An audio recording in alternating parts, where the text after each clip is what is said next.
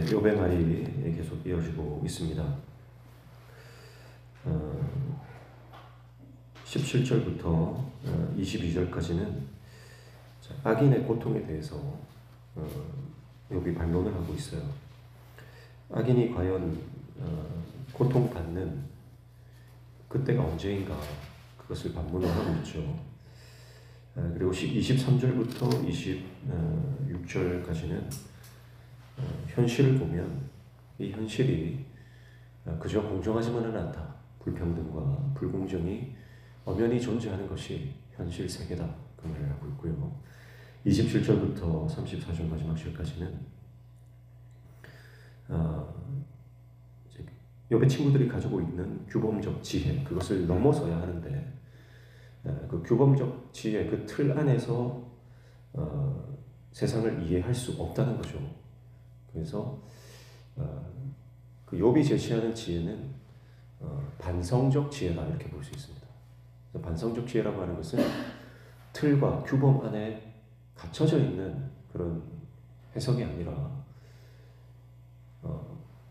왜곡된 그리고 불공정한 현실 가운데서 과연 왜 이런 일이 일어나는가를 깊이 고민하는 거예요.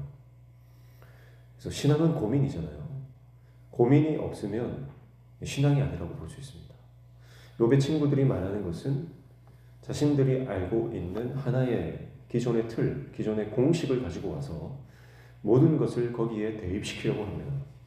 근데 욥이 말하는 것은 모든 것이 그 공식에 대입해서 해답이 나오는 것이 아니다. 예외가 있고 또 인생을 보면서 너무나 다양하고 또 변칙적인 사건들이 많기 때문에 우리는 그런 사건과 사람 앞에서 왜 그런가? 과연 이 사람이 악인인가? 이 사람이 과연 선한 사람인가? 거기에 대한 깊은 성찰, 깊은 고민이 필요하다는 거예요. 그러니까 지금 고난 가운데서 욥이 하고 있는 것은 하나님 앞에서 고민하는 거죠. 그 고민이 기도로 이어지잖아요. 그런데 이 욥의 친구들은 고민은 하지 않습니다. 고민을 하지 않으니까 기도가 나오지 않아요. 그러니까 누가 더 어려운 길을 갑니까? 욥이 어려운 길을 가는 거죠. 신앙은요, 항상 더 어려운 길을 선택하는 거예요. 항상 더 어려운 길, 항상 더 남이 가지 않는 길을 가는 것이, 그것이 신앙에서 정답이라고 볼 수 있습니다. 그래서 단순한 인과 응보의 원리로서 인생이 해석될 수 없다. 그것을 말하고 있는 것입니다. 그래서 우리가 하나님 앞에서 깊은 고민과 또 기도와 이 자기 성찰과 하나님 앞에 자기 마음을 쏟아낼 때 우리는 하나님께서 주시는 인생에 대한 새로운 관점을 얻게 되는 것입니다. 그것은 이제 인생을 하나의 설정된 공식 안에 가둘 수 없다는 것을 깨달은 사람이 이제 취할 수 있는 입장인 것입니다. 그래서 우리가 좁은 식견과 자기만의 그 틀 안에 갇혀 있으면 다른 사람, 그 타인의 입장을 공감할 수가 없는 것이죠. 그래서 욥이 보면 오늘 23절 보시면 어떤 사람은 죽도록 기운이 충실하여 안전하며 평안하고 24절 그의 그릇에는 젖이 가득하며 그의 골수는 윤택하고 그랬습니다. 어떤 사람은 건강과 부를 누리는 인생이 있다는 거죠. 그리고 25절과 26절을 보면 어떤 사람은 마음의 고통을 품고 죽음으로 행복을 맛보지 못하는도다. 그렇게 말합니다. 어떤 사람은 질병과 고난을 겪다가 죽는다는 거예요. 그런데 26절에 보면 이 둘이 매 한 가지로 흙 속에 눕고 그들 위에 구더기가 덮이는구나 그랬습니다. 자, 어떤 사람이 건강과 부를 누리다가 죽고 또 어떤 사람은 좀 질병과 고통 가운데서 참 힘겨운 삶을 살다가 죽어요. 근데 이 둘이 죽어서 무덤에 묻혔을 때 그 마지막 모습은 똑같다는 겁니다. 그 마지막 모습을 보면서 과연 누가 선인이고 누가 의로운 사람이고 누가 악한 사람이고 죄인인가, 그래서 구별할 수 있느냐? 그럴 수 없다는 거죠. 그래서 인생이라고 하는 것을 단순히 어떤 그 현상만 보고 이 사람이 의인이고 이 사람이 죄인이고 하는 그 이분법적 구분을 할 수 없는 것이 우리 인생이다라고 하는 것을 말씀하고 있습니다. 자, 그러니까 욥은 그 모든 다양한 인생들을 바라보면서 과연 그러한가? 내가 지금까지 생각하고 믿어왔던 것들이 과연 그것이 정말 진리인가라고 하는 깊은 고민 가운데 들어가게 되는 것입니다. 그것을 가능하게 하는 것이 사실은 고난이라고 하는 도구죠. 그래서 사람이 변하기가 참 힘듭니다. 사람이 잘 안 변하죠. 그런데 그 변하기 힘든 사람, 그 고집을 꺾는 것이 사실은 고난입니다. 그래서 본인이 감당하기 힘든 고난과 이해하기 힘든, 해석되지 않는 그 어려움과 그 고통 가운데서 사람은 조금씩 깨어져요. 자기 틀이 깨어지고 자기 껍질이 조금씩 깨어집니다. 그리고 결국은 자아가 깨어지는 역사가 일어나게 되는 거죠. 그래서 어쩌면 하나님께서는 우리에게 그런 축복을, 그 고난을 허락하시는지 모르겠어요. 자, 그런데 이 욥의 친구들은 자기 세계가 그 껍질이 너무 단단한 거예요. 왜냐하면 그들은 삶이 평안하거든요. 부와 건강을 누리고 있거든요. 그러니까 자기가 누리고 있는 부와 건강과 또 어떤 자기가 가지고 있는 기득권이 있을 거 아닙니까?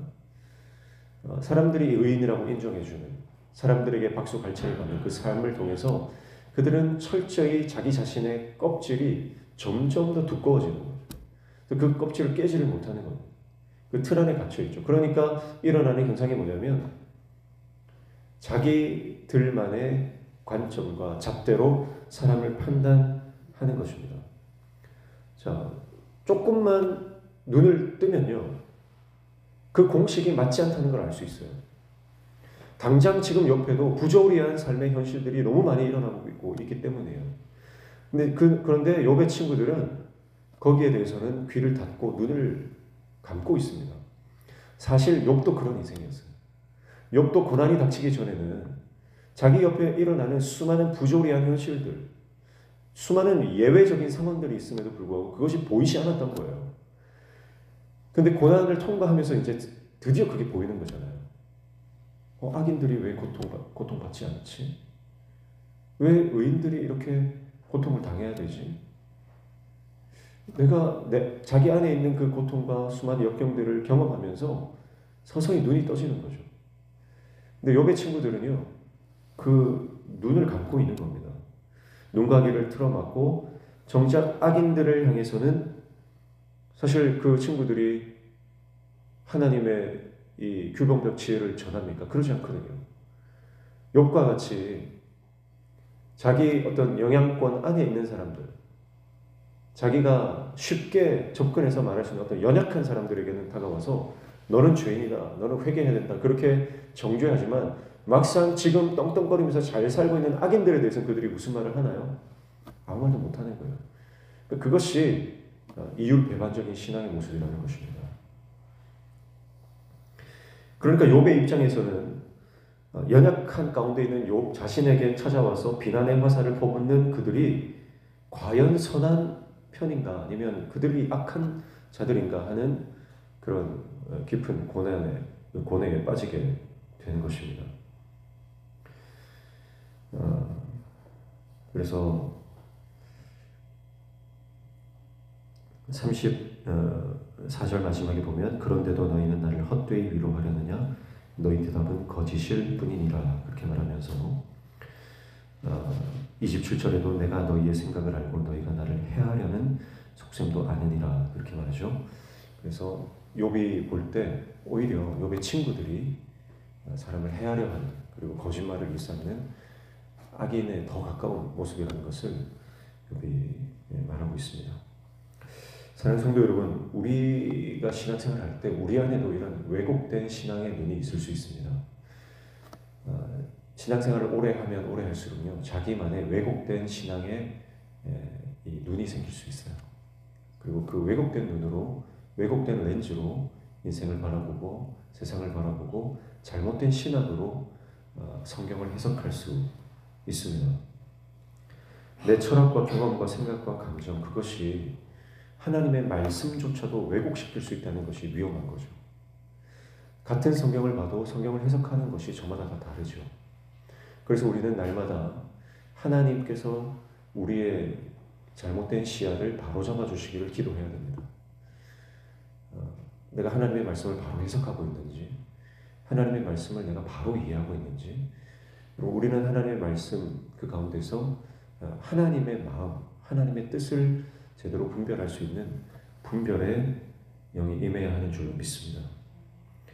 그래서 모든 내 감정, 내 자아를 십자가에 못 박고 하나님께서 주시는 하나님의 마음과 하나님의 시각으로 인생을 바라보고 세상을 바라볼 수 있는 하나님의 사람 되시기를 축복합니다.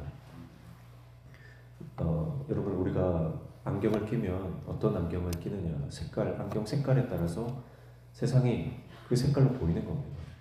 그리고 우리가 오늘 하나님의 렌즈가 오늘 저와 여러분의 눈에 장착되어지시기를 축복합니다. 내 생각의 렌즈를 빼버리십시오. 내 고정관념의 렌즈를 빼버리십시오. 내 경험의 렌즈를 빼버리십시오. 나의 렌즈를 끼고 세상을 바라보면 세상은 내 한계, 내 틀 안에 갇혀 있습니다. 하나님조차도 그 틀 안에 가두려고 하는 것이 인생의 한계고 연약함입니다. 나의 렌즈를 빼시고 하나님의 렌즈를 장착하십시오. 그때 우리는 오늘 우리가 아침에 찬양했던 것처럼 주 하나님 지으신 모든 세계, 주님의 높고 위대하심, 이 세상이 내 상황이 어떠하든지 내 형편이 어떠하든지 이 세상은 위대하신 하나님의 창조 작품이고 아름다운 세상이고 하나님의 공의와 하나님의 정의가 여전히 펼쳐지고 있는 세상으로 우리는 이 세상이 보여지게 될 줄로 믿습니다.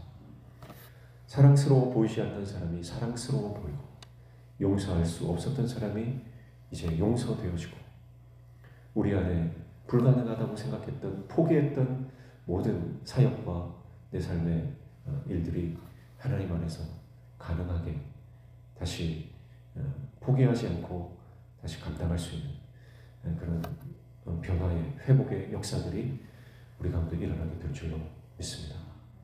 기도하겠습니다. 하나님 아버지, 자아의 이 고집스러운 내 생각과 감정과 경험과 철학을 십자가에 못 박게 하여 주시고 하나님이 주시는 말씀의 렌즈로